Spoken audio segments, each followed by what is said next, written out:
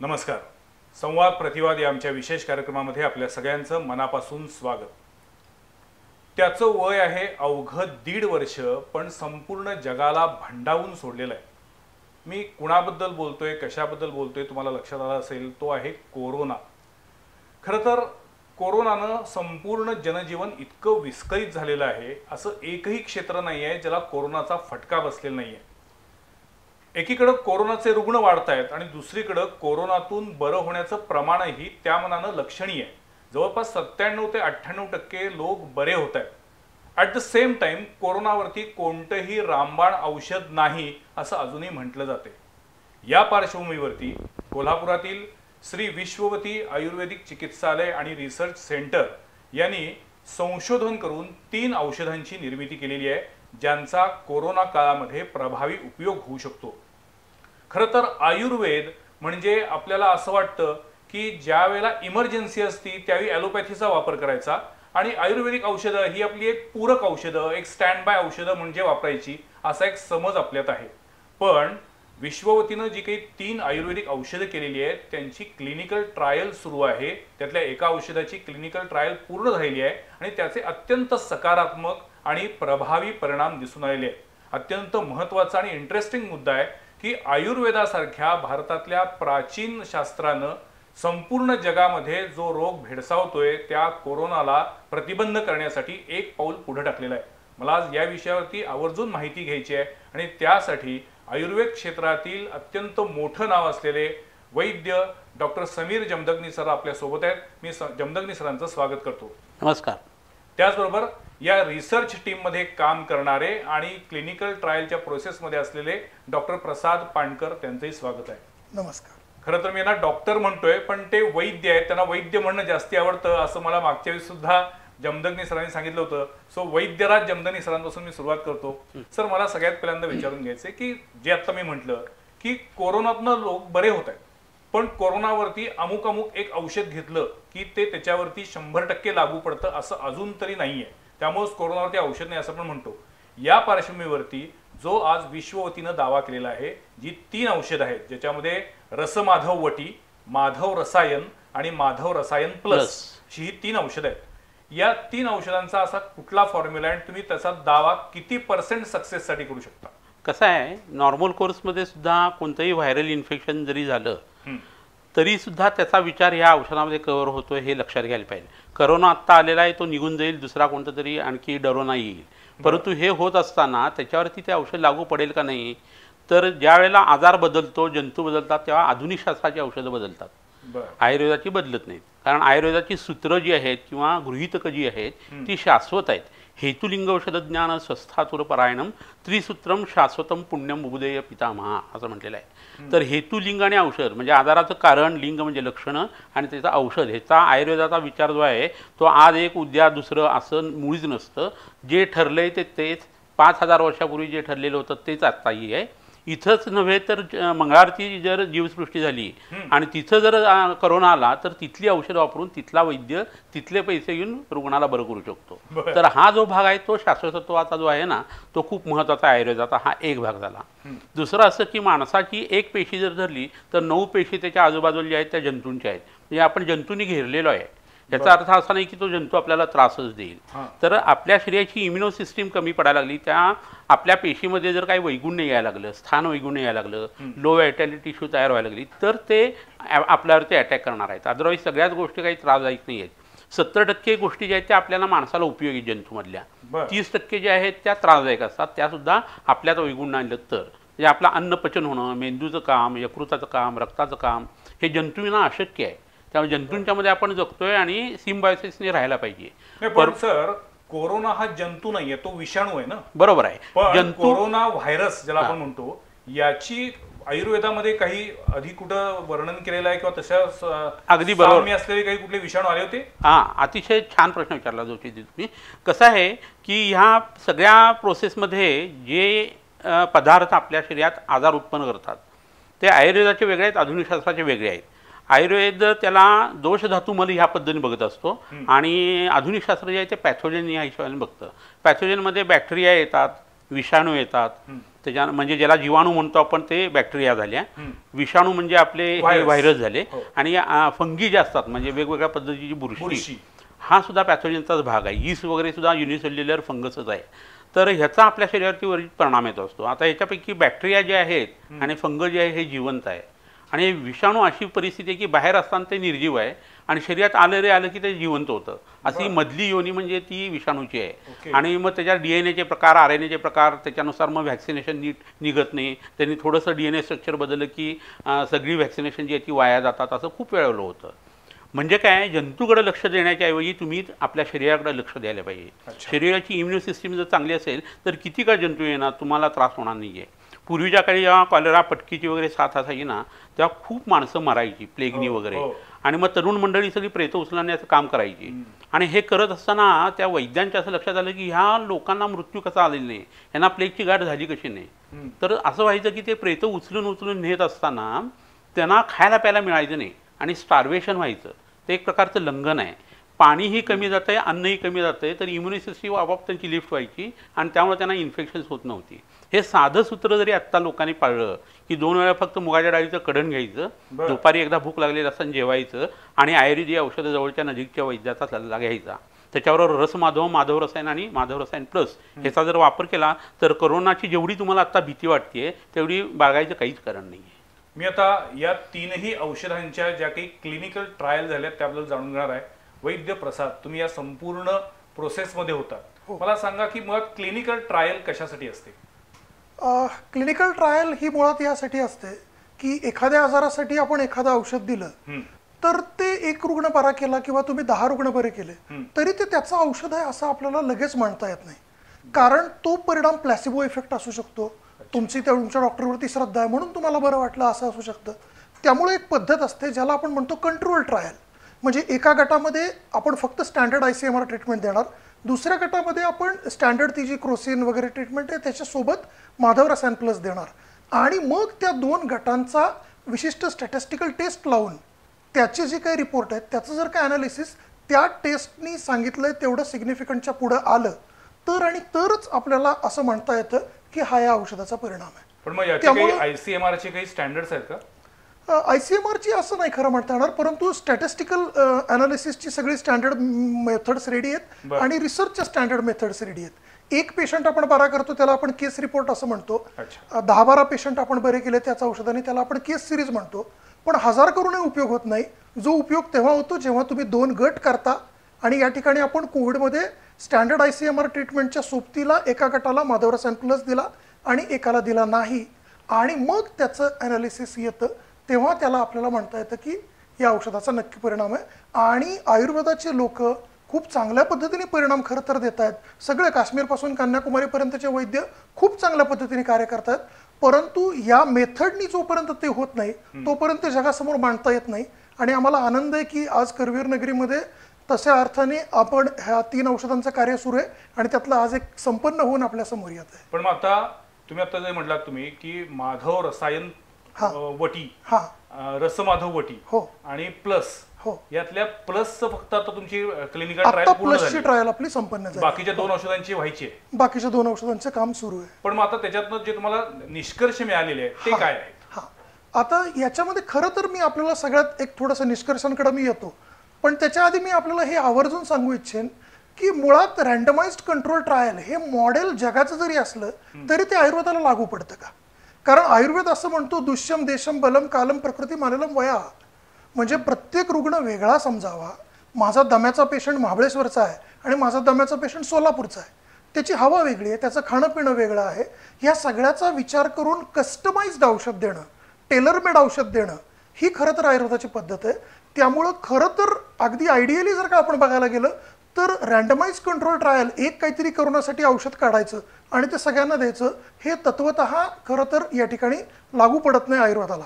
पण असं असलं तरीही च्यवनप्राश सगळ्यांसाठी उपयोगी पडतोच ना, सूतशेखर सगळ्यांसाठी उपयोगी पडतच ना. त्यामुळे जसं 5000 वर्षापूर्वी च्यवनप्राश काढला, 600-700 वर्षापूर्वी साधारण 13व्या-14व्या शतकामध्ये सूतशेखर नावाचं औषध आलं, तसं आजच्या काळाची गरज ओळखून सगळ्यांना वयोमान, डायबेटिक, BP हे सगळ्या लोकांना चालू शकेल असं औषध काढणं हे मुळात खूप चॅलेंजिंग होतं. आणि ते आपण या ठिकाणी जमदग्नी सरांच्या मार्गदर्शनाखाली या सगळ्या टीमने केलं आणि याची क्लिनिकल ट्रायल झाली. आता क्लिनिकल ट्रायलचे निष्कर्ष आपण जर म्हणाल तर सर्वप्रथम एकतर सगळी जी लक्षणं आहेत महत्त्वाची, खोकला, दम लागणं, फटिग म्हणजे थकवा ज्याला आपण म्हणतो, आणि चौथं पोटाशी संबंधित लक्षणं, ही चारही लक्षणं आपल्याला सिग्निफिकंटली कमी मिळाली. त्यापेक्षा महत्त्वाची गोष्ट म्हणजे बायोकेमिकल मार्कर्स. कारण हे जे लक्षणं आहेत ही लक्षणं शेवटी सब्जेक्टिव्ह आहेत. म्हणजे खोकला कमी झाला का, तर याला काही 1 to 7 असं त्याला स्केलमध्ये मोजू शकत नाही. त्यामुळं ज्याला मोजता येईल असे पॅरामीटर्स जर म्हणाल तर CRP आणि फेरिटिन हे अत्यंत महत्त्वाचे पॅरामीटर्स आहेत. CRP म्हणजे सी रिॲक्टिव्ह प्रोटीन, की ज्याच्याने आपल्याला आंतरिक सूज किती आहे हे समजतं, आणि फेरिटिन की हा सुद्धा पुन्हा इन्फ्लेमेटरीज मार्कर आहे, व्हायरल इन्फेक्शन्स मधला मार्कर आहे. या दोन्हींमध्ये आपल्याला माधव रसायन प्लस न घेणाऱ्या गटापेक्षा अत्यंत उत्कृष्ट परिणाम मिळाले. आणि त्याहीपेक्षा महत्त्वाचं म्हणजे ऑक्सिजनची गरज ही माधव रसायन प्लस घेणारा गट आणि माधव रसायन प्लस न घेणारा गट याच्यामध्ये 2.5 पट फरक होता. पण म्हणजे माधव रसायन प्लस औषध घेतल्यामुळं मानवी शरीरातील ऑक्सिजनची पातळी वाढतीये. एक्झॅक्टली, अगदी अगदी. म्हणजे आपण जे म्हणालात ते अत्यंत महत्त्वाचं. म्हणजे मग आता गेल्या काही दिवसामध्ये जे ऑक्सिजनच्या सिलेंडरसाठी धावाधाव झाली अगदी, आणि सरकारवरती पण प्रचंड प्रेशर आलं होतं. पण मग असा तुम्ही दावा करू शकता का की माधव रसायन प्लस औषध घेतल्यामुळे ऑक्सिजनची सिलेंडरची गरज कमी होऊ शकते? असं आता दावा हा शब्द आपण 1-2 मिनिटासाठी बाजूला ठेवू.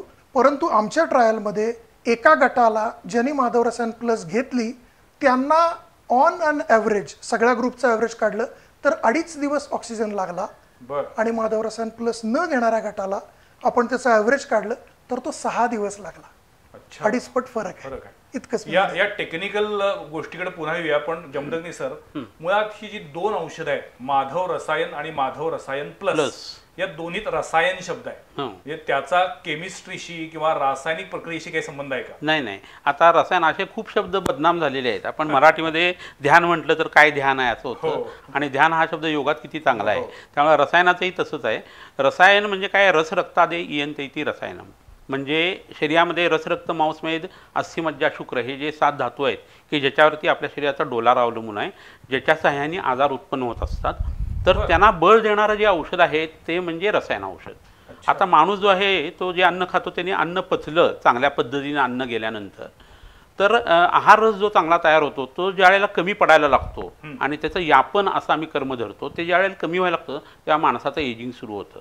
आणि हे आईच्या अंगारचं दूध प्यायल्यानंतर त्यातनं ज्या मिळणाऱ्या मदर सेल्स असतात, पेशी ज्या असतात, स्टेम सेल ज्याला आपण म्हणतो, त्या मूळ पेशी 35 वर्षापर्यंत तो टोला पुरतो. आणि 35 वर्षानंतर मग शरीर जे आहे ते पडायला सुरुवात होते, झडायला सुरुवात होते. म्हणजे आईच्या अंगारची दूध पिणं किती महत्त्वाचं आहे हे लक्षात आलं. त्यानंतर ती गुटी जी आहे ती गुटी म्हणजे रसायन आहे. लेहन विधी किंवा सुवर्णप्राशन आत्ताचं जे आहे ना तेच आहे. 3 वर्षापर्यंत मुलांना जर ते केलं आणि कान टोचले गेले तर इम्युनि सिस्टीम मुलांची डेव्हलप होते. 80 पद्धतीचे आजार होत नाहीत फक्त कान टोचल्याने, आपल्याला माहीत सुद्धा नसतं. काय सांगता? तर तसंच डोळ्यामध्ये काजळ घालणं, नाकामध्ये औषध घालून नस्य करणं, कानामध्ये कर्णपुरण करणं, तोंडामध्ये तेल धरणं, अंगाला तेल लावणं, ह्याने आपल्या शरीरातल्या या सेल्स जे आहेत ना त्या जिवंत फार काळ टिकतात आणि स्वतःसारख्या सेल्स तयार करू शकतात. तर हा भाग सगळा भारतीय लोक विसरून गेलेले आहेत. तेल म्हणजे ई, शी, चिप्प हे सगळं मुलीसुद्धा म्हणताना आपल्याला दिसतं. तर रसायन काम करणाऱ्या ह्या वनस्पती ज्या आहेत त्या आपल्या या रसमाधव, माधव रसायन आणि माधव रसायन प्लसमध्ये आहेत.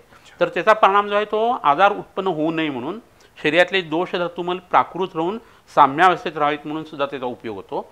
आणि कोणतंही व्हायरल इन्फेक्शन आल्यानंतर त्याचा प्रतिकार करण्यासाठी जी प्रतिकारशक्ती लागते ती ह्यानी उत्तम पद्धतीने मिळते. अशी औषधं जी आहेत ती त्याच्यात 80% आहेत. पण आणि 3 वेगळी औषधं का केली? रसमाधव वटीचा मुख्य उद्देश काय आहे? रसमाधव असं म्हटलं ना तर प्रिव्हेन्शनसाठी ते उपयोगी आहे. म्हणजे आजार उत्पन्न होऊ नये, डॉक्टर वैद्याची पायरी चढायला लागू नये, ह्याच्यासाठी जो प्रयत्न आहे तो रसमाधवमध्ये आहे. माधव रसायन जे आहे, ज्यांना कोविड झालेला आहे, कोविडची थोडीशी लक्षणं येत आहेत, अशा लोकांना माधव रसायन उपयोगी पडतं. त्याचा उपयोग काय होतो? पहिली महत्त्वाची गोष्ट म्हणजे व्हायरल लोड जे आहे ते कमी होतं शरीरातलं. दुसरं, लक्षणं जी दिसत आहेत पोटाच्या हिशोबाने, कोणताही आजार उत्पन्न व्हायचा असेल तर पोट पहिल्यांदा बिघडतं. या लोकांना सुद्धा पहिल्यांदा पोट गडगडतं, एखाद दुसरा जुलाब होतो, मळमळ होते, अन्नाची वासना कमी होते, नंतर घसा धरून ताप यायला लागतो. तोपर्यंत पहिलं जे हिमनगाचं खालचं राहिलेला जो भाग आहे तो कोणी लक्षात घेत नाही, पण आयुर्वेद लक्षात घेतो. त्यामुळे कोविड होतोय, फुफ्फुसावरती घाला पडतोय, घसा खराब होतोय, सर्दी दिसतेय, पण हे होण्याच्या ती पोट बिघडलं हे कोण लक्षात घेत नाही. आणि जेवढ्या लवकर तुम्ही ते कॅच कराल आणि पोट बिघडतं आणि लंघन सुरू कराल, तो आजार पुढे वाढूच शकत नाही. म्हणजे हॉस्पिटलमध्ये जाऊन ॲडमिट होण्याच्या आधी 5 दिवस तरी कमीत कमी निसर्ग आपल्याला ही मुभा देतो की तुम्ही आयुर्वेदिक औषधं घ्या आणि बरे व्हा. परंतु लोक उशिरा जागृत होतात, सर्दी खोकला वाढायला लागतो आणि मग आधुनिक औषधं खूप मोठ्या प्रमाणात सुरू, भीतीचं वातावरण सुरू, ऑक्सिजनची लेवल कमी आणि मग आयुर्वेदाकडे दुर्लक्ष होतं. तर म्हणून लोकांनी हे लक्षात घ्यायला पाहिजे की पहिल्यांदा पोट बिघडल्यासारखं वाटलं तर लगेच ही औषध घेतली जायला पाहिजे. त्याच्यासाठी माधव रसायनचा खूप उत्तम उपयोग होतो. कोरोनाची बाधा झाल्यानंतर लगेचच माधव रसायन सुरू करायला हरकत नाही. अगदी. आणि ते सबलिंग्वल म्हणजे जिभेच्या खाली जर चघळ गेलं तर 2 सेकंदात ते आपल्या ब्रेनकडे आणि 9 सेकंदात ते यकृतावरती काम करतं आणि पटापट त्याचे परिणाम जे आहेत ते ऑक्सिजन लेवलवरती सुद्धा दिसून येतात. पाण्याबरोबर घ्यायची ना? पाण्यामध्ये घेता येते, तोंडामध्ये चघळता येते. तोंडामध्ये पचन हे होणं खूप गरजेचं आहे कोणत्याही गोष्टीचं. अन्न आपण जे खातो ते फक्त मधुमेही लोकांनी जर 300 शुगर आहे आणि त्यांनी अन्न 32 वेळा चावायचं सुरुवात केली तर तोंडात त्यांचं पचन होऊन ती 150 पर्यंत साखर तोंडातच कमी येते. तर लोकांना चावायची कल्पनाच माहीत नसते आणि मधुमेहाचा माणूस नेहमी वाघ मागं लागल्यासारखं जेवतो आणि जो हळूहळू जेवतो त्याला मधुमेहाचा त्रास होत नाही. तर ही साधी गोष्ट जी आहे ती औषधाच्या हिशोबाने सुद्धा आपण वापरू शकतो आणि ते औषध चघळून जर खाल्लं तर त्याचा परिणाम जास्ती चांगल्या पद्धतीने होतो. माधव रसायन प्लसचा सुद्धा असा सबलिंग्वल इफेक्ट जो आहे ना, तो ऑक्सिजनची लेवल लगेच वाढते असं आपल्याला व्यवहारात दिसतो सुद्धा. बरं, हे माधव रसायन प्लस हे कोरोना होऊन गेल्यानंतर आणि कोरोनाच्या वेळेला देखील आहे. माधव रसायन प्लसचा सगळ्यात महत्त्वाचा भाग काय आहे की कोरोनातनं एखादा माणूस बरा होऊन परत आलेला आहे घरी, तर त्याच्या फुफ्फुसामध्ये लंग फायब्रोसिस नावाचा भाग झालेला असतो. फुफ्फुसाची ऑक्सिजन कॅरिंग कॅपॅसिटी जी आहे होल्ड करण्याची ती कमी झालेली असते. पुन्हा रक्तावरती त्याचा परिणाम झालेला असतो, किडनीवरती परिणाम झालेला असतो. बऱ्याच लोकांचं रक्त घट्ट व्हायला लागतं. बऱ्याच लोकांना त्या स्टिरॉइडचा परिणाम म्हणून इम्युनिटी कमी व्हायला लागते. बॅक्टेरियल इन्फेक्शन जी आहे ती जास्ती येण्याची शक्यता असते, कारण पहिल्यांदा व्हायरल इन्फेक्शन कमी केलेलं असतं. व्हायरस आणि बॅक्टेरियल इन्फेक्शन कमी झाले की फंगस वाढायला लागतं, म्हणून तो म्युकोरमायकोसिस आता आलेला आहे. तर हे सगळं टाळायचं असेल तर माधव रसायन plus is the only way. जर तुम्ही ते घेत असाल तर ह्या गोष्टींचा परिणाम स्टिरॉइडचा जो आहे तो तुमच्या शरीरावरती कमीत कमी येऊ शकतो. आणि रॅमडेसिविर सारखी जी औषधं घेऊन नंतर यकृतावरती तो परिणाम झाला आहे तो काढणारी अनंत औषधं आपण त्याच्यामध्ये घातलेली आहेत. म्हणजे आयुर्वेदामध्ये अशी औषधं आहेत जी रेमडेसिविर पेक्षा भारी आहेत किंवा रेमडेसिविरला पर्याय ठरू शकतील? पर्याय ठरू शकतील नव्हे, त्याच्यापेक्षा खूप चांगली औषधं आयुर्वेदामध्ये आहेत, फक्त लोकांना त्याची कल्पना नसते. आता फॉर एक्झाम्पल लक्षात घ्या, तुम्ही ज्येष्ठमध आहे, त्याच्यानंतर पिंपळी आहे, तर ही 2 औषधं पोटात जर गेली तर लंग फायब्रोसिस होण्याची प्रक्रियाच कमी होते. सार्स आणि मस नावाची जी इन्फेक्शन पहिले येऊन गेली 2002 मध्ये आणि 2012 मध्ये, तर त्यावेळेला ही औषधांच्या ट्रायल्स झालेल्या आहेत प्राण्यांच्यावरती. पण आयुर्वेदीय लोकांची ही औषधं समाजामध्ये लोकांनी वापरली नाहीत किंवा लोकांना ते माहीत नाही. या कार्यक्रमाचा उद्देश तोच आहे की लोकांना हे समजावं आयुर्वेद काय आहे ते. म्हणजे भारतीय लोकांना आपल्या आयुर्वेदामध्ये काय आहे हे माहीत नसतं. झाडपाल्याचं औषध, कावीळचं औषध, पोट बिघडलेलं औषध म्हणजे आयुर्वेद, हा आपल्या ऋषीमुनींचा अपमान आहे ज्यांनी हे शास्त्र इन्व्हेंट केले त्यांचा. तर त्यामुळे तुम्ही सगळ्यांनी असंही लक्षात घ्यायला पाहिजे की आयुर्वेदातल्या ह्या गोष्टीचा वापर ह्या पद्धतीने वापरायला पाहिजे ते की आधुनिक औषधाची गरजच पडायला नाही पाहिजे. तर आता समजा हिपॅटोटॉक्सिक जशी औषधं असतात तसं आपल्या यकृताला आजारांच्यापासून परावृत्त करणारी सुद्धा आयुर्वेदात औषधं असतात. कोरफड आहे, तर सिगारेट ओढणाऱ्या माणसाला कोविड झाल्यानंतर जो फुफ्फुसाला त्रास होतो तो ह्या कोरफडीने उत्तम पद्धतीने दुरुस्त करता येतो. वावडिंगासारखं औषध आहे, ब्लड केमिस्ट्री उत्तम पद्धतीने बदलते, कोॲग्युलोपॅथी किंवा गुठळ्या होण्याची प्रक्रिया जी आहे ती कमी व्हायला लागते. तर लोकांना याची कल्पना नाही आहे. आघाड्यासारखं औषध आहे, त्याचा क्षार जर पोटामध्ये दिला गेला तर आपल्या शरीरातला फॅट मेटाबॉलिझम सुधारतो. आणि ह्याच गोष्टीमुळे लोक मरतायत आता आणि त्याच्याकडे दुर्लक्ष होत आहे. आणि हे सगळं होण्यासाठी म्हणून आपण हे औषध बनवलेलं आहे. तुम्हाला बोलवण्यामागे माझा हा एक महत्त्वाचा उद्देश होता की कोरोना नंतर सुद्धा कॉम्प्लिकेशन्स वाढत. बरोबर आहे. विशेषतः कोरोनातनं बरं होऊन घरी आला पेशंट, बरोबर, आणि काही दिवसानंतर त्याला हार्ट अटॅक आला, बरोबर, किंवा अचानक स्ट्रोक आला, बरोबर, अशी अनेक उदाहरणं बघायला मिळतात. अगदी एक्झॅक्टली. माणूस जाताना चालत गेला दवाखान्यात आणि येताना तो खांद्यावर आलाय, अशी पण उदाहरणं आहेत. पण कोरोनातनं बरा होऊन घरी आल्यानंतर पुन्हा काही ना काही कॉम्प्लिकेशन्स वाढली, ही जी उदाहरणं वाढत आहेत त्याच्यासाठी काय सांगा तुम्ही, काय करता येईल, ह्याला लाईफस्टाईल मध्ये काय बदल केला पाहिजे? बरोबर. पोस्ट कोविड कॉम्प्लिकेशन जी आहेत ना ती हीच आहेत. त्याच्यामध्ये मनोव्याघात हे पहिलं लक्षण असतं. पॉवर ऑफ रिकलेक्शन कमी होते, पॉवर ऑफ ॲक्विजिशन कमी होते, आठवत नाही, निर्णय घेता येत नाही, घाबरल्यासारखं होतं, झडझडतं, अंग कोरडं पडतं, थोडं चाललं तरी दम लागतो, मसल विकनेस खूप असतो. तर ह्या सगळ्या गोष्टी ज्या आहेत ना त्याच्यात कोरोनाचा जेवढा भाग आहे तेवढाच वेगवेगळ्या औषधांचाही परिणाम येत असतो. कारण यकृताला आणि किडनीला भरपूर सफर व्हायला लागतं. आणि ही आयुर्वेदिक औषध जेव्हा आपण घेतो, आता माधव रसायन प्लस आहे आणि ते पोटात गेल्यानंतर हीच कल्पना जी आहे ती बदलायला लागते की शरीर जे आहे ते रिफॉर्म व्हायला लागतं, नवीन तयार व्हायला लागतं. आणि त्यासाठी सकाळी संध्याकाळी 2 वेळा मुगाच्या डाळीचं कढण घ्यावं आणि आपल्या प्रकृतीला अनुलक्षून ज्वारीची भाकरी, बाजरीची भाकरी किंवा नाचणीची भाकरी, गव्हाचा फुलका, एखादी फळभाजी, तांदूळ भाजून केलेला भात जो बाहेर लावलेला आहे कुकरच्या ऐवजी तो, असं जर घेतलं तर हे लोक लवकर सुधारायला लागतात. मग ह्याच्यानंतर मोदामृतसारखं अन्न जे आहे ते त्यांना खायला देता येतं. मोदामृत म्हणजे मोदामृत नावाचं आपण एक औषध बनवलेलं आहे. 16 वर्षापर्यंतच्या मुलांना उंची वाढण्यासाठी, बुद्धिस्मृती आणि एकाग्रता वाढण्यासाठी उपयोगी आहे. कश्यप संहिता म्हणून पेडियाट्रिकचा किंवा बालरोगाचा एक ग्रंथ आहे, त्यातनं ही औषधं काढलेली आहेत. आणि त्यांनी माल न्यूट्रिशन झालेली जी मुलं असतात ना त्याच्यासाठी आम्ही त्याचे प्रयोग करून बघितलेले आहेत आणि त्याच्याही क्लिनिकल ट्रायल्स आता सुरू आहेत. तर त्याच्यामुळे त्यांची वजनं वाढतात.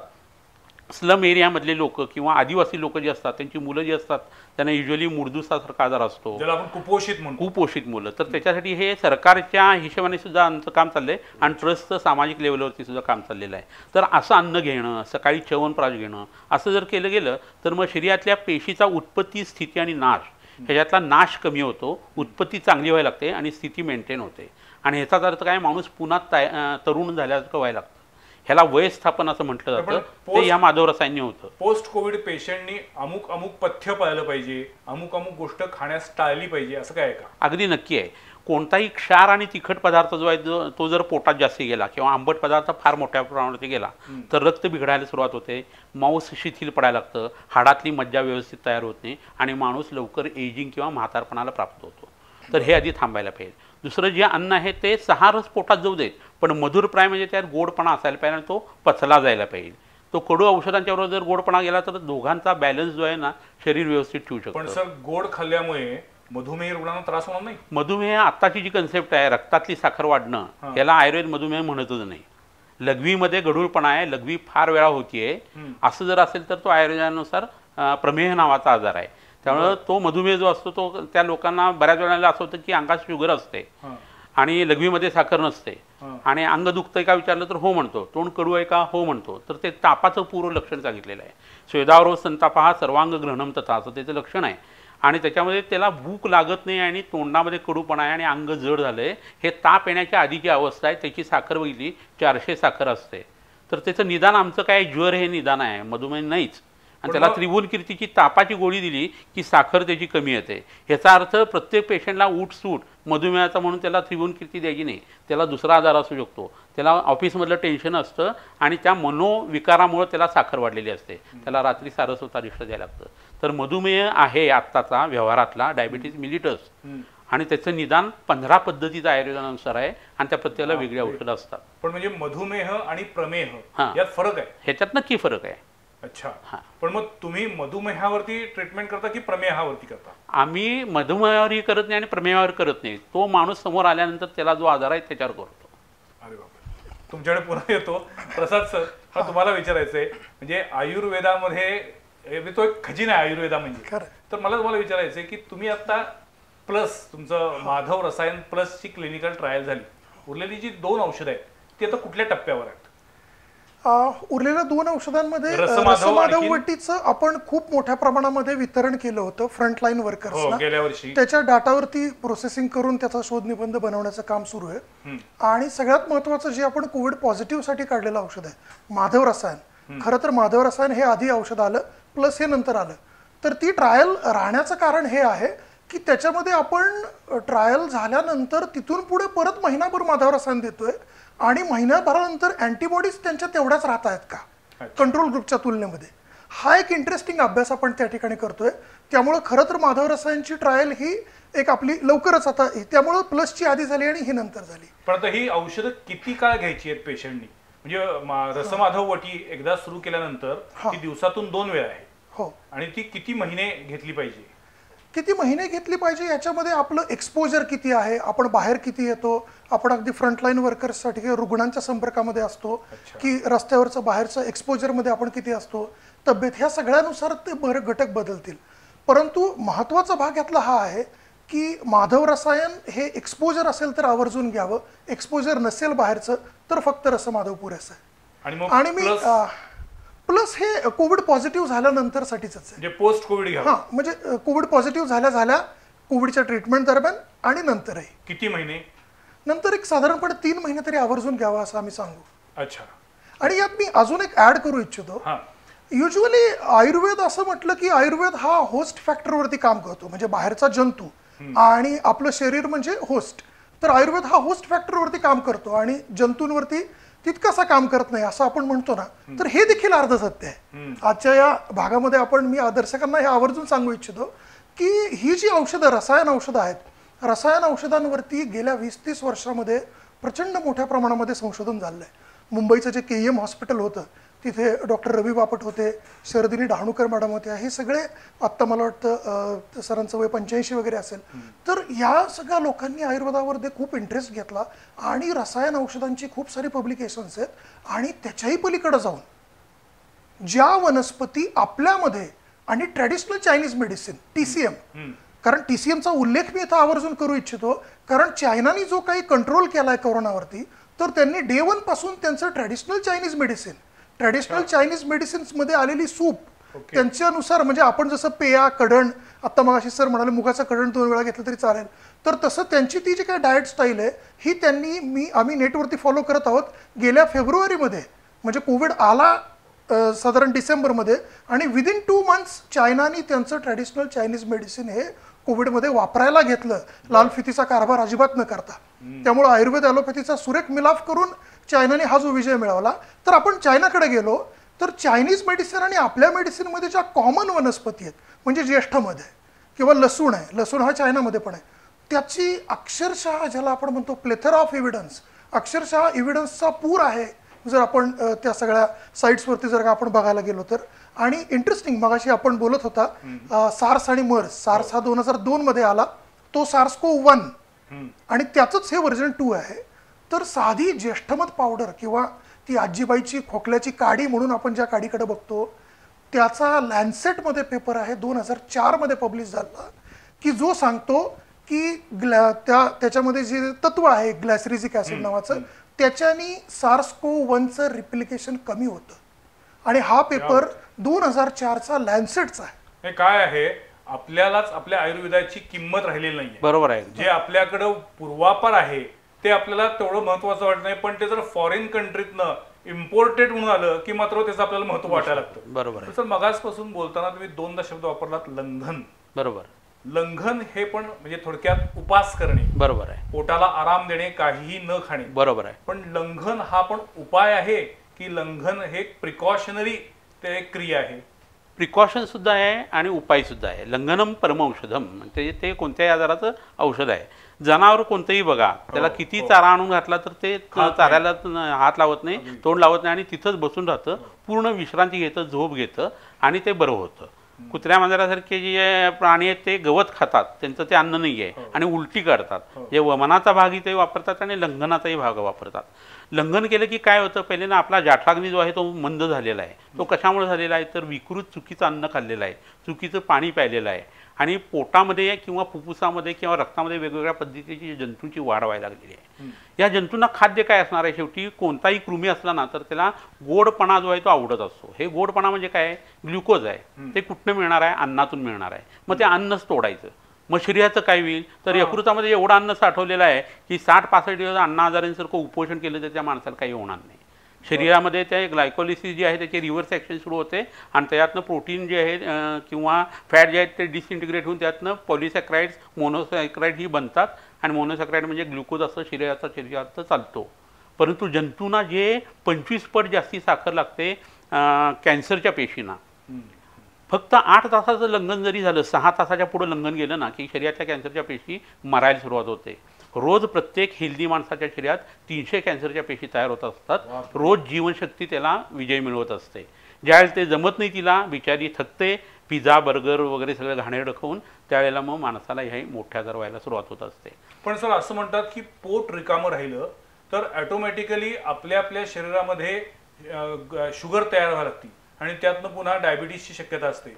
त्यामुळे दर 4 तासानं किंवा दर 3 तासानं थोडं थोडं खा, असं आता एक नवीन त्याच्याबद्दल बोललं जाते. कसं आहे, हे जी शुगर तयार होण्याची प्रक्रिया तुम्ही सांगितली ती यकृतातला आणि साठवलेले पोटाचा मैदा आहे तो विरघळूनच ही गोष्ट घडत असते. पण ते झालं म्हणजे डायबिटीज झालं, तुम्हाला लक्षणं काय आहेत? तर रक्तामध्ये साखर वाढलेली प्रत्येक वेळेला लक्षणं दाखवेल असं नाही आहे. बरोबर. समदोष हा समाग्निष्ठ समधातू मलक्रिया प्रसन्न आत्मेंद्रिय मना स्वस्तिक बिधी येते. म्हणजे तुमच्या शरीरामध्ये वात पित्त कफ नॉर्मल आहेत, तुमचं मन प्रसन्न आहे, तुमचा आत्मा प्रसन्न आहे, तुम्हाला शिंक चांगली येते, ढेकर चांगला येतो, गॅसेस व्यवस्थित पास होतात, 2 वेळेला शौचाला 1 वेळेला व्यवस्थित होतं, 2 वेळेचं अन्न पचतं, झोप चांगली लागते, तर तुम्ही नॉर्मल आहे. साखर त्यावेळेला बघून ती साखर आहे ती 300 आहे म्हणताना लगेच आजार पण नाही आहे. 2 तासांनी जर ती नॉर्मल येत असेल बॉडी त्याला कॉम्पेन्सेट करत असते, त्याला समयोग वाहितो असं म्हणतात. अन्यथा काय झालं असतं, पाय एखाद्या माणसाचा तुटला तर त्या माणसाच्या शरीरातली हाडं गेली, मांस गेलं, सगळं गेलं, तो कायम आजारी पडायला पाहिजे. पण स्टंप शिवतो, कुबड्या घेतो, त्याचं लग्न होतं, त्याला पोरं बाळ होतात, आजार पण आहे. ह्याला समयोग वाहितो म्हणतात. पायातनं जे काही तुटून गेलं ते इतर ठिकाणी गुणात्मक दृष्टिकोनातून शरीर भरून काढतं. असं जर असेल तर त्या मधुमेहाला तर अर्थ नाही आहे, तात्पुरतं लक्षण आहे. म्हणजे लंघन केलं म्हणून शुगर वाढती असं नाही, मुळीच नाही आहे. आणि तुम्ही लक्षात घ्या की 3-4 दिवस फलाहार जर केला तर क्रिएटिन लेवल सुद्धा वाढते. म्हणजे किडनी डॅमेज झाली म्हणायचं का त्यावेळेला? नाहीच आहे तसं. प्रोटीन जे आहे त्याचा लॉस व्हायला लागतो, मसल जे असतात त्याचं मास कमी व्हायला लागतं, म्हणून तात्पुरतं क्रिएटिनिन वाढतं, नंतर 2-3 दिवसांनी तेही नॉर्मल येतं. आपण जंगलामध्ये असताना आपण शिजवलेलं खरकट अन्न खात नव्हतो, आपण कंदमुळं खायचो, आपण पानं खायचो, फळं खायचो आणि त्याच्यावरती आपण जगायचो. त्या अन्नापासून आपण बाजूला गेलेलो आहे, म्हणून आपली इम्युनिटी कमी होते, व्याधी प्रतिकारशक्ती कमी होते, डॉक्टरांची संख्या वाढते, वैद्यांची वाढते, पण आजार काही हटत नाही आहे. तर अन्नाशी त्याचा संबंध आहे आणि अन्नाशी संबंध आला तर तो काय आकाशातनं आजार पडत नाही आहे. अन्नात नाही तर अन्न थांबवा, कोणतंही घेऊ नका. तर जठराग्नी प्रदीप्त होतो, भूक चांगली होते, मंदाग्नी नष्ट होतो, कोणताही आजार शरीरात टिकूच शकत नाही. लोक जे बघतो ना आपण की अल्पशा आजाराने निधन, 90 वर्षाचा माणूस असतो आणि 2 दिवसात मरून जातो. अल्पसा आजार नसतो तो, अजीर्ण झालेलं असतं, तरी खायला घातलं जातं, सलाईन भरलं जातं आणि त्याचं अग्निमान जे वाढतं, आम तयार होतो आणि तो माणूस अजीर्णाने मरतो. अजीर्ण हा साधा आजार नाही आहे, अजीर्णाचं लक्षण मृत्यू म्हणून सांगितलंय. पण अन्न कमी पडून मृत्यू होत नाही, तर अन्न जास्त गेलं म्हणून मृत्यू होतो. खाऊनच मरणाऱ्यांची संख्या जास्त आहे, न खाता कमी मरतात लोक. तर भगवान महाविष्णू बसलेला आहे प्रत्येकाची काळजी घ्यायला. लोकांना वाटतं की अन्न मिळत नाही, भूक बळी वगैरे असं काही नसतं. फक्त डिस्ट्रीब्युशन जे आहे अन्नाचं ते जमत नाही एवढंच असतं. बाकी तयार केलेलं अन्न भरपूर आहे सगळीकडं आणि कमी खाल्ल्याने बिघडत नाही. पण उलट असं म्हणतात आयुर्वेदामध्ये की 2 घास कमी खावेत. अगदी नक्की बरोबर आहे. म्हणजे पोट अगदी तडस लागल्यापर्यंत जेवण्यापेक्षा 2 घास कमी खा बाबा असं आजी सांगायची. अगदी अगदी बरोबर आहे, त्यात तथ्य आहे. तथ्य आहे, नक्कीच आहे. खूप माझं पोट भरलंय म्हणजे मी खुश झालो, म्हणजे मी सुखी झालो असं नाहीये. घास किती घ्यायचे हेही ठरलेले आहेत आपल्या वर्णव्यवस्थेनुसार जुन्या. आणि ते घास जर जास्ती घेतले गेले तर ते उच्छिष्ट दुसऱ्याचा खातो याचा अर्थ होतो त्याचा. आता असं का, तर घास तोंडात बसतो त्याच्यापेक्षा जास्ती झाला तर तुम्ही जास्ती अन्न घेतलं म्हणजे दुसऱ्या कोणाचा तरी घास मी खाल्ला म्हणून ते उच्छिष्टान्न आहे. गुरुचरित्रात त्याचं वर्णन सुद्धा आलेलं आहे. म्हणजे 2 घास जर तुम्ही कमी खाल्लं तर तुम्हाला स्वार्थही होणार आहे आणि परमार्थ सुद्धा होणार आहे, असं लक्षात घ्यायला पाहिजे. आता दुसऱ्या एका गंभीर विषयाकडे, म्युकरमायकोसिस. बरोबर. गेल्या काही दिवसामध्ये कोल्हापूरमध्ये म्युकरमायकोसिसचे रुग्ण प्रचंड झपाट्यानं वाढत आहेत. कोरोनाच्या बरोबरीनं काळजी वाढवणारा असा हा आजार आहे. बरोबर आहे. म्युकरमायकोसिस हा सुद्धा जीव घेणा आजार आहे. बरोबर. मुळात म्युकरमायकोसिसची उत्पत्ती कशामुळे होतीये, तो का वाढायला लागलाय आणि आयुर्वेद त्याच्याबद्दल हा आजार रोखण्यासाठी काय करू शकतो? बरोबर. आता कसं होतं, म्युकरमायकोसिसचे जेव्हा पहिल्यांदा 68 पेशंट होते भारतामध्ये, त्यापैकी 9 आपल्याकडे होते आणि 2 वरचं आपलं त्यांच्याशी फोनवरनं बोलणं वगैरे चालू होतं. व्हिडिओ कॉन्फरन्सिंगमधनं आपण ते रुग्ण बघत होतो. त्या 2 रुग्णांना औषधं जाण्याच्या आधीच ते संपले. कारण 15-20 दिवसामध्ये ब्रेन प्लेटला खाली एकदा ते इन्फेक्शन डोळ्यातून आलं की नंतर मग वाचण्याची शक्यता खूप कमी असते. तो डोळ्यातनं येतो की घशातनं? तो तोंडातून, नाकातून, डोळ्यातून कुठूनही होऊ शकतो. ती बुरशीच आहे. बुरशीच आहे एक प्रकारची. आणि ती काय येते तर बॅक्टेरियल इन्फेक्शन कमी करणारी औषधं, व्हायरल इन्फेक्शन कमी करणारी औषधं, इम्युनो सप्रेसंट जी औषधं असतात ती गेल्या कारणानं शरीरात बुरशी वाढते. तुम्हाला रिंगवरचं इन्फेक्शन झालं, जांघामध्ये खाजायला लागलं, काख्यामध्ये खाजायला लागलं तर ती बुरशीच आहे. तशाच पद्धतीची ही बुरशी आहे, फंगल इन्फेक्शन. आणि ज्यावेळेला शरीराची व्याधी प्रतिकार शक्ती कमी होते त्यावेळेला अंगावर बुरशी येते, तोपर्यंत येत नाही. आणि मग त्याला सपोर्टिंग जी कारणं असतात त्यात डायबिटीस असणं, ब्लड प्रेशर असणं, स्टिरॉइड खूप घेतलेली असणं, अँटीबायोटिक खूप घेतली गेलेली असणं, त्याच्याबरोबरीने आपल्या शरीरामध्ये स्थूलपणा असणं, मूळव्याधीसारखा त्रास भरपूर मोठ्या प्रमाणावर असणं, डायबेटिक गँग्रीन जे आहे ते होणं, HIV पॉझिटिव्ह असणं, हे सगळं जे प्रकरण आहे ना ते म्युकरमायकोसिसला ट्रिगर फॅक्टर म्हणून ॲक्ट होत असतं. आणि त्याची लक्षणं पहिल्यांदा यायला लागल्यानंतर जी औषधं येतात ती एक प्रकारची बुरशी आहे. बुरशी गरम पाण्याने मरते आणि पेस्टिसाईड किंवा इन्सेक्टिसाईडनी मरते. तर ज्या वेळेला आम्ही ह्या औषधाचा शोध घेतला आणि त्याचं औषध सुरू केलं तेव्हा हरताळ आणि मनशीळ असं आर्सेनिक असलेली 2 गोष्टी मिळाल्या आम्हाला की ज्या या पेस्टिसाईड आणि इन्सेक्टिसाईडमध्ये सुद्धा वापरल्या जातात. आणि त्यांची तैलं जी आहे ती नाकामध्ये घालणं, डोळ्यामध्ये घालणं, तोंडाला आतून ते पेंट करणं अशी औषधं ज्या वेळेला आम्ही उरलेल्या पेशंटना दिली, 22 पेशंटना, त्यातले 18 पेशंट बरे झालेले आहेत. दोघांनी ऑपरेशन केलं. ते ऑपरेशन इतकं खर्चिक आहे आणि विद्रूप करून सोडतं की माणूस त्यातनं आयुष्यातनं उठू शकतो. तर अशा वेळेला आयुर्वेदाकडे वळणं लोकांनी किंवा त्याचा थोडा तरी भाग जो आहे तो वापरायला लगेच सुरू करणं हे जर केलं आणि त्याच्यावर पथ्य पाळलं गेलं तर अतिशय अप्रतिम पद्धतीने हे लोक बाहेर येतात. तुम्हाला मायकोसिसवरती आयुर्वेदात औषधं आहेत आणि त्याची फॉर्म्युलेशन आमच्याकडे वैद्यांच्याकडे तयार सुद्धा आहेत. आणि त्याचा कुणालाही किती लोकांना म्युकरमायकोसिस जरी झाला तरी त्याला एक तत्व जे आहे त्याच्यानुसार काढलेली ही औषधं उपयोगी पडतात. प्लस त्या मनुष्याला तपासल्यानंतर आणखी काही सपोर्ट ट्रीटमेंट जर दिली गेली तर आधुनिक शास्त्रानुसार जेवढा तो भयानक आजार वाटतो तसा आयुर्वेदाच्या पर्स्पेक्टिव्हमधनं असेल असं नाही आहे.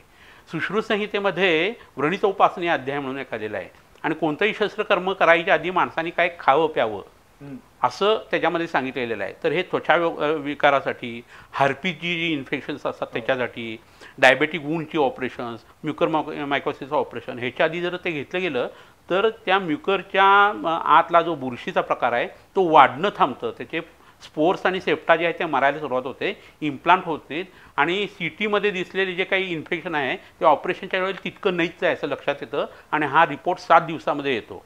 तर ह्या जेव्हा घटना घडतात त्यावेळेला असं वाटतं की भारतीय माणूस हा आयुर्वेदापासून अजूनही तितकाच वंचित आहे जेवढा तो इंग्रजांच्या काळात होता.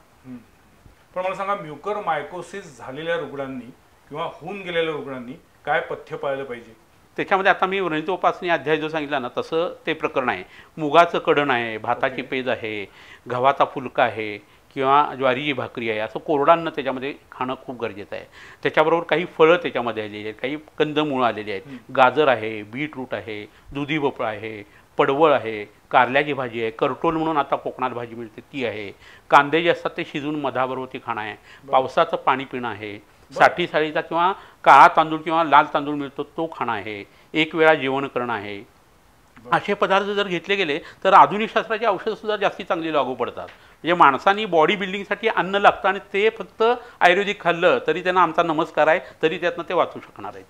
तुम्ही मुगाचं कढण आणि भाताची पेज याच्या विशेष प्रेमात आहात. हो. काय कारण? त्याचं कारण असं की सांगलीला माझा एक सायंटिस्ट मित्र होता आणि त्याने एक 7-8 पद्धतीची कढणं केलेली होती, तुरीचं, मुगाचं, वाटाण्याचं, चण्याचं वगैरे.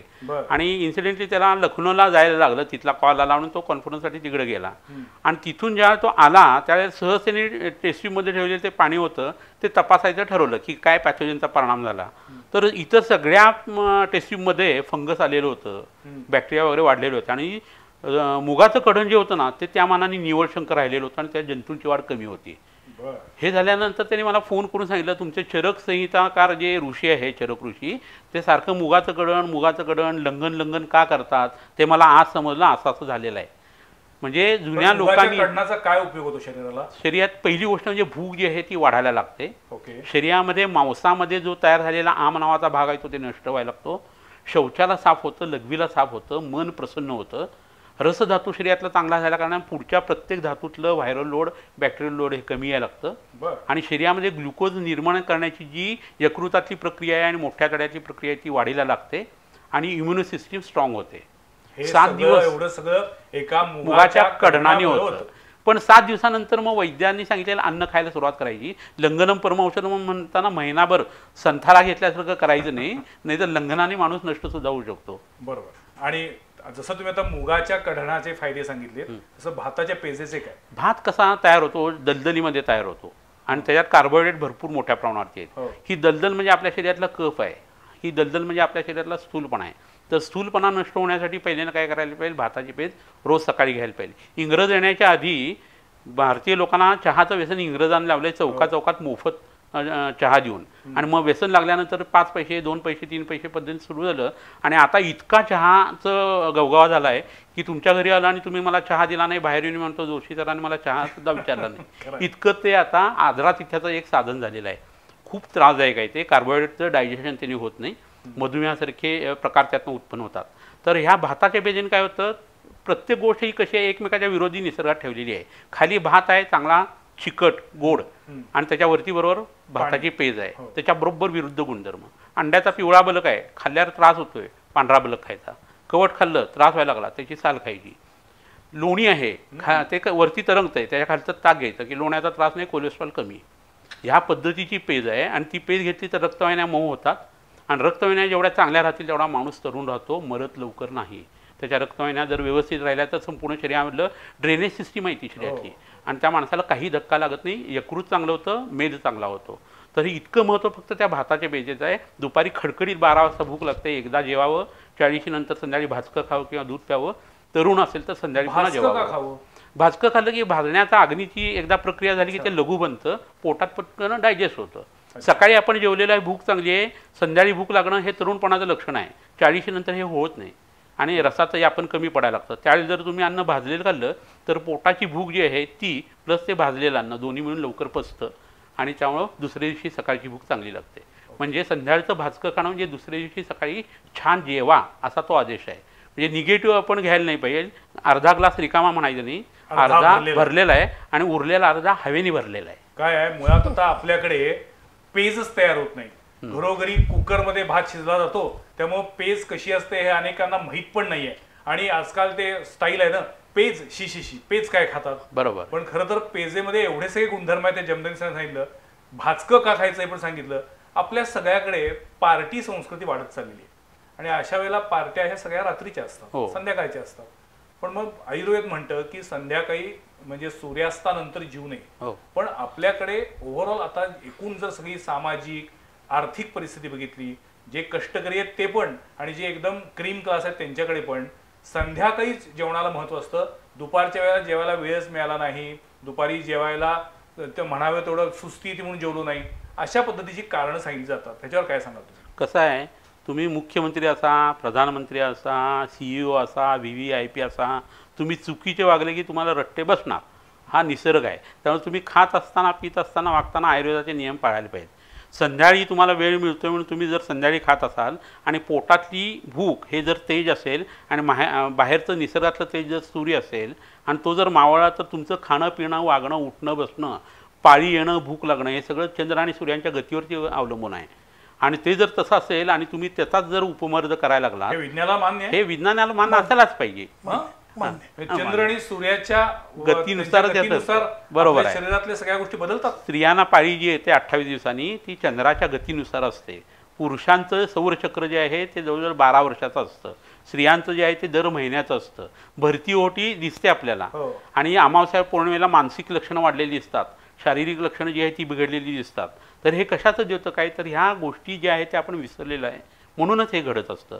म्हणून संध्याकाळ झाल्यानंतर अध्ययनसुद्धा करू नये, संध्याकाळच्या वेळेला मैथून कर्म करू नये, जेवू नये, झोपू नये.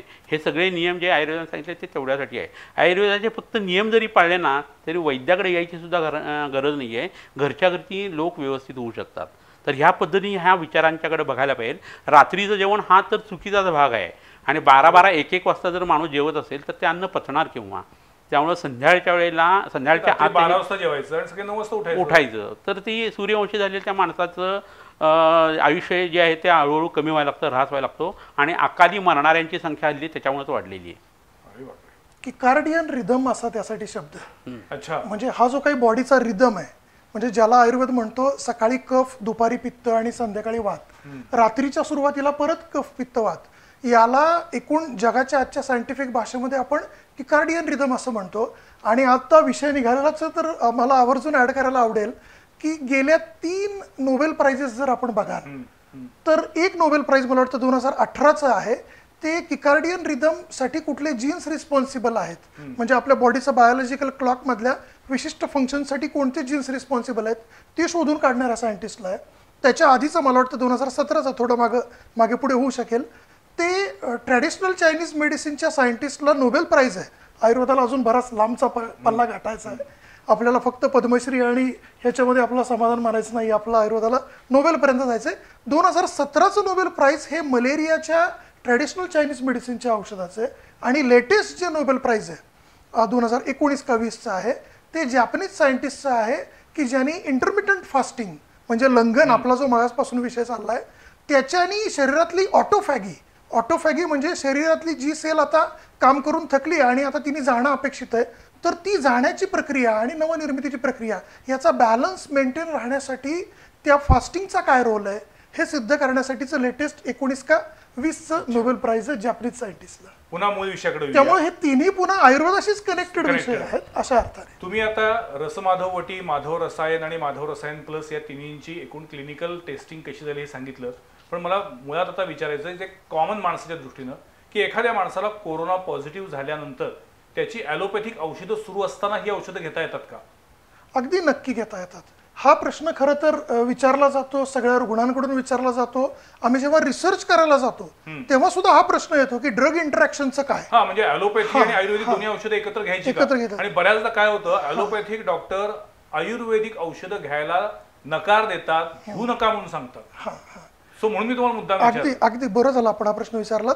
तर याचं अगदी साधं उत्तर असं आहे की आज महाराष्ट्रातले, आपल्या कोल्हापुरात, पुण्यामध्ये, मुंबईमध्ये लाखो डायबेटिक रुग्ण आहेत, लाखो ब्लड प्रेशरच्या रुग्ण आहेत, लाखो थायरॉइडचे रुग्ण आहेत की जे त्यांच्या वेगळ्या कारणासाठी किंवा त्या कारणासाठी आयुर्वेदिक औषध घेत आहेत. थायरॉइडची गोळी घेत आहेत, वैद्यासाठी गुडघेदुखीचं औषधही चालू आहे, त्यांची शुगरची गोळी चालू आहे, त्याच्याबरोबरनी सोरायसिससाठी आयुर्वेदिक औषध चालू आहे. त्यामुळे दोन्ही औषधं एकत्र घेणारं खरा त्याचा इव्हिडन्स जर तुम्ही मला मागाल तर त्याचा इव्हिडन्स मी तुम्हाला कम्युनिटीमध्ये तुमच्या बिल्डिंगमध्ये 10 रुग्ण दाखवेन. दोन्ही औषधं एकत्रितपणे लोक घेत आहेत आणि त्याचे असे खूप काही ऍडव्हर्स इफेक्ट, बीपीची गोळी घेतली आणि ज्येष्ठमत पावडर घेतलं आणि अगदी काहीतरी झालं असं नक्की नाहीये. तसं असतं तर ते त्याची बातमी झाली असती, ते दिसलं असतं. पण ॲलोपॅथीच्या औषधांना जसे साईड इफेक्ट असतात तसे आयुर्वेदिक औषधांना साईड इफेक्ट असतात का? आयुर्वेदिक औषधांना साईड इफेक्ट असतात का हा प्रश्न आपण बरं झालं विचारलात. कारण इफेक्ट आणि साईड इफेक्ट, जर इफेक्ट असेल तर साईड इफेक्ट असलाच पाहिजे असं एक काहीतरी ॲलोपॅथिक लोकांकडून टुमणं लावलं जातं आणि सोशल मीडियामध्ये टोमणे सहन करावे लागतात. तर आयुर्वेदिक औषधांना साईड इफेक्ट असतात का या प्रश्नाचं तत्वतः उत्तर नाही असं आहे आणि त्याच्यावरती स्टार आहे, कंडिशन्स अप्लाय. आता कंडिशन्स कोणत्या आहेत? नंबर 1, त्या कंडिशनमध्ये ते औषध दिलं गेलं असलं पाहिजे. 2 मिनिटापूर्वी आपण त्रिभुवन कीर्तीचं उदाहरण घेतलं. अत्यंत उष्ण औषध आहे ते उष्ण औषध तापासाठी आलेलं आहे. आपण मगाशी शुगरसाठी बोलत होतो. जर पित्त प्रकृतीच्या माणसाने, अत्यंत नाजूक प्रकृतीच्या माणसाने ऑक्टोबर हीटमध्ये दिवसभर उन्हातानामध्ये बाहेर फिरून त्याला संध्याकाळी तापाची कसकस जाणवली आहे आणि त्यांनी तिथं आयुर्वेद चंद्रकला रस घ्यायला सांगतो, तिथं त्यांनी जर का चंद्रकला नावातच थंडपणा आहे, औषधाची नावही आयुर्वेदामध्ये खूप छान छान आहेत, त्यांनी जर का त्रिभुवन कीर्ती रस घेतला तर त्याला चक्कर येऊन पडणार आहे. तो याला जर तुम्ही त्रिभुवन कीर्तीचा साईड इफेक्ट म्हणणार असाल तर आहेत. त्यामुळं कंडिशन्स अप्लाय मधली पहिली कंडिशन ही की ते औषध तिथं योग्य पद्धतीने इंडिकेटेड आहे ना, आणि दुसरं ते औषध चांगल्या कंपनीचं दर्जेदार घटकांपासून बनवलेलं आहे ना. मला वाटतं आयुर्वेदाबद्दल बोलण्यासारखं खूप आहे. जमनग्नी सर आणि प्रसाद सर हे दोघंही या क्षेत्रातले मान्यवर तज्ज्ञ इथं उपस्थित आहेत. मला खूप बोलायचं आहे पण माझा वेळ संपत चालला आहे. जमनग्नी सर, शेवटी तुम्हाला विचारायचं आहे की जे सुरुवातीला मी म्हटलं की आयुर्वेदिक औषधं म्हणजे ही केवळ ज्याला आपण म्हणतो की सपोर्टिंग सिस्टीम आहे. जर तुम्हाला रोगातनं मुक्ती पाहिजे असेल तर तुम्हाला ॲलोपॅथीच घेतली पाहिजे असा जो काही प्रोपोगंडा झालेला आहे, तर आयुर्वेदामध्ये अशी ताकद आहे का की कोरोनासारख्या आजारावरती, कॅन्सरसारख्या आजारावरती किंवा कोणत्याही आजारावरती समूळ नायनाट करण्याची आणि ॲलोपॅथिक औषध न घेता सुद्धा आयुर्वेदिक औषधाच्या माध्यमातून तो रोग बरा करण्याची क्षमता, ताकद आहे का? निश्चित आहे. कसं आहे, 350 वर्षापूर्वी ॲलोपॅथीचा शोधच नव्हता लागलेला. त्याच्या वेळेला आम्हीच वैद्य लोक जे आहे ते काम करायचो. जंतुशास्त्र आत्ता जे वाढलेलं आहे आणि जंतूतून उत्पन्न होणारे जी विष आहेत त्याच्यासाठी जे आधुनिक शास्त्राने काम केले ते नमस्कार करण्यासारखं आहे, अगदी नक्की आहे. पण आयुर्वेदातला तो भाग जो आहे तो आत्तापर्यंत वापरलाच गेला नाही. कुठेही ॲडमिशन मिळत नाही, 38% मार्क आहेत तर जा आयुर्वेदाला, ही परिस्थिती होती. पण आत्ताचं टॅलेंट जर बघितलं मुलांचं तर त्यांना 97-98% मार्क्स असतात आणि खूप चांगला ब्रिलियन्स असलेली जी मुलं आहेत, प्रसाद पानकर सर हे त्याचं उत्तम उदाहरण आहे. तर आत्ता ही मुलं आयुर्वेदाकडे यायला लागलेत. तर आयुर्वेदाचे दिवस उत्तम आहेत. कोणताही रुग्ण कोणत्याही परिस्थितीला आला तरी बरा करण्याचं सामर्थ्य आयुर्वेदामध्ये नक्की आहे. पूर्वी युद्ध वगैरे व्हायची त्यावेळेला लोकांच्या मानावर उडायच्या, हाडं मोडायची, त्यावेळेला सुश्रुत संहितेनुसार ट्रीटमेंट व्हायची. म्हणजे इमर्जन्सी काय त्यावेळेला नव्हती आणि आत्ता आहे असं काही नाही आहे. पण औषधीशास्त्र जे मागं पडलं, फार्मॅकोलॉजी जी मागं पडली, वनस्पतींची चणचण, कन्व्हेन्स, या गोष्टीमुळं हा त्रास जो आहे ना तो खूप मोठ्या प्रमाणात ते आत्तापर्यंत वैद्याला भोगावं लागलेला आहे. पण आता निश्चित पद्धतीने ठराविक ध्येयाने प्रेरित होऊन ही सगळी वैद्य मंडळी काम करत आहेत आणि आयुर्वेदाचे चांगले दिवस जसे चायनीज मेडिसिनला आता येत आहेत तसे आपल्या आयुर्वेदाला सुद्धा चांगले दिवस येणार आहेत आणि संपूर्ण जगाला आयुर्वेद एक वेगळी दृष्टी प्रदान करणार आहे. कोल्हापुरातील विश्ववती ट्रस्ट जो आहे, विश्व पंढरी आणि विश्ववती आयुर्वेदिक सेंटर जे आहे, हे सातत्यानं आयुर्वेदाचा प्रचार प्रसार करण्यासाठी काम करतायत, सामाजिक जाणीवेतून काम करतायत.